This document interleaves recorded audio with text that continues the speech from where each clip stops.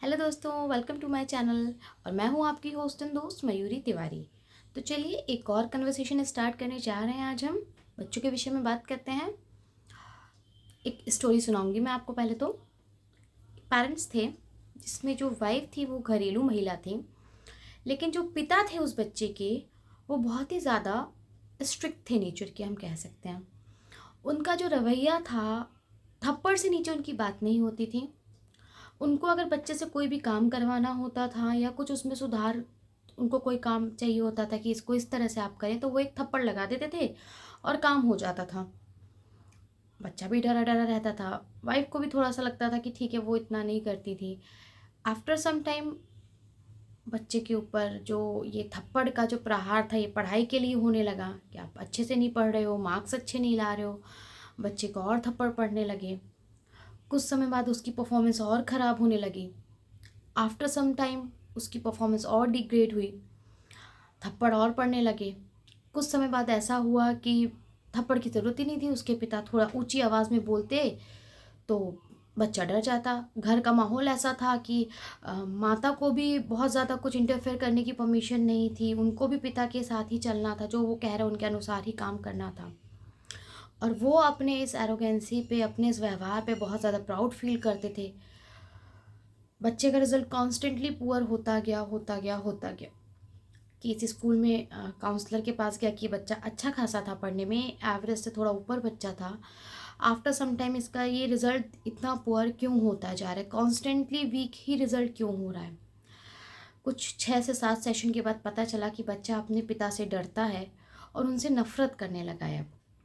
और उस बदला लेने की वो सोच रहा है, और उस बदले का उसके पास सिर्फ एक रास्ता है कि मैं, पापा को मार्क्स अच्छे चाहिए हैं तो मैं मार्क्स अच्छे नहीं ला के उनसे बदला ले सकता हूँ।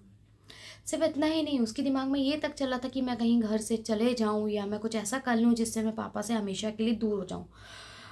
प्रॉब्लम इस हद तक बढ़ चुकी थी। बाद में उनके पिताजी को भी बुलाया गया काउंसलिंग के लिए, माता पिता दोनों को ही, अभिभावकों को बुलाया गया। उनसे बात करी तो पिताजी ने बड़े प्राउड के साथ बोला कि अब तो थप्पड़ की भी ज़रूरत नहीं पड़ती, मेरी एक आवाज़ ही काफ़ी है इसको डराने के लिए, मेरी आवाज़ से ही डर जाता है। असल में ज़रूरत काउंसलिंग की उस बच्चे को नहीं, उसके पिता को थी, जिन्होंने एक बच्चे को समझाने के लिए गलत रवैया अपनाया। उन्होंने ये सोचा कि मैं इस बच्चे को डरा के धमका के जो भी चाहिए वो हो सकता है। दोस्तों, बिल्कुल भी ऐसा नहीं है। अगर आप बच्चों के साथ प्यार से पेश आएंगे, उनको समझ के चलेंगे, तो ऐसा नहीं होगा। अब उस काउंसलिंग सेशन चालू हुए उनके पिताजी के और माताजी के।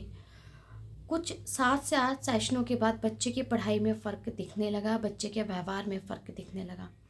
वो जो बच्चा था जो डरा डरा रहने लगा था, किसी के साथ मिक्सअप नहीं होता था, अब वो खुल के रहने लगा, हंसने लगा। ज़रूरत से ज़्यादा सख्ती भी इंसान को जीना भुला देती है और आपसे दूर कर देती है। आपका सिर्फ एक ये बर्ताव कि मैं सख्ती सख्ती से पेश आके अपने बच्चे या किसी के साथ भी कुछ भी करवा सकता हूँ, जो चाहूँ वो हो सकता है या करा सकती हूँ, तो ये गलत है। ये सिर्फ पिताजी के लिए नहीं, ये तो महज एक स्टोरी थी, एक एक्चुअली रियल वाक़या ही था ये, जिससे कि थ्रू मैं आपको समझाना चाहती थी कि आप ज़रूरत से ज़्यादा स्ट्रिक्ट होंगे तो क्या हो सकता है। आपके घर के मेंबर या ऑफिस के एम्प्लॉय किसी के साथ भी अगर आप ऐसा करेंगे तो वो व्यक्ति आपके लिए काम नहीं करेगा, आपका बोला हुआ काम नहीं करेगा, आपसे नज़दीक होने की वजह आपसे नफ़रत करने लगेगा। आपसे चाहिए, आप किसी की भलाई के लिए भी कोई काम बोल रहे हैं तो आप उसको प्यार से कॉन्फिडेंस में लेके समझाइए, वो व्यक्ति डेफिनेटली आपकी बात सुनेगा, समझेगा और उसको करने का कोशिश करेगा। लेकिन जब आप डांटने लगते हैं, डराने लगते हैं, तो व्यक्ति आपसे नफरत करने लगता है और आपसे दूर होने लगता है। तो यहाँ मैं बस आपको यही समझाना चाह रही थी इस वीडियो के माध्यम से कि अगर आपके घर में कोई ऐसा व्यक्ति है जिसका ऐसा एरोगेंस नेचर है, या जिसको लगता है कि चिल्ला के मैं सब कुछ करवा सकता हूँ, दबा के मैं कुछ भी करा सकती हूँ या करा सकता हूँ, ये किसी पर्सन स्पेसिफिक के लिए नहीं है, मैं क्लियर कर दूँ, तो डेफिनेटली आपको एक काउंसलर की हेल्प लेनी चाहिए और उनको काउंसलर के पास लेके जाना चाहिए, साइकोलॉजिस्ट के पास लेके जाना चाहिए। कुछ काउंसलिंग सेशंस के बाद प्रॉब्लम निकल के आती है कि वो इंसान इनिशियली ऐसा नहीं होता है जिसका नेचर इतना ख़राब हो चुका होता है। हो सकता है उनका भी कोई ऐसा प्रोफेशन हो या कोई ऐसी फील्ड हो जिसकी वजह से उन्हें लगता हो कि मैं इस तरह से ये काम करवा सकता हूँ। बट जब एक प्रॉपर गाइडेंस के साथ इस प्रॉब्लम को भी सॉल्व किया जा सकता है।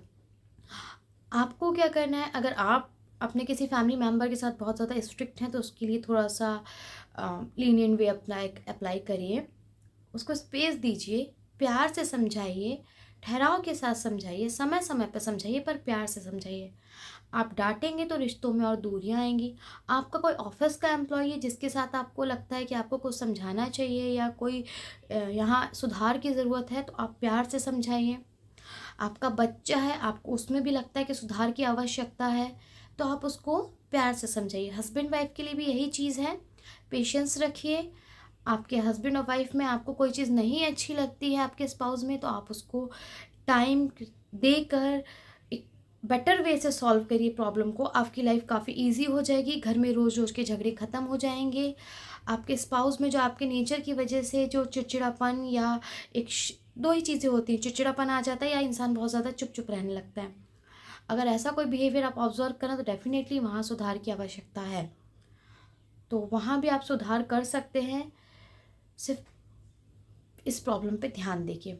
तो मेरा आपसे यही कहना है, स्पेशली बच्चों के केसेस में, बच्चे बहुत कोमल होते हैं, उनके मन में बातें बहुत जल्दी छाप छोड़ जाती हैं और वो छाप आजीवन के लिए हो जाती हैं। तो मैं बस आपसे यही कहना चाहूँगी, बच्चों को प्यार से टैकल करिए, इवन सबको प्यार से टैकल करिए, प्यार से समझाइए। और सबसे पहले ये आप तभी कर पाएंगे जब आप खुद को प्यार करेंगे। तो सबसे पहले खुद के लिए हार्श नहीं हुई, अपने आप को नियमों में मत बांधिए इतने ज़्यादा कि आप भी परेशान होने लगे और आपके साथ वाला भी परेशान होए। उम्मीद करती हूँ आपको मेरी बात समझ आई होगी। आज के लिए इतना ही, मिलते हैं अगले वीडियो में, तब तक के लिए बाय बाय।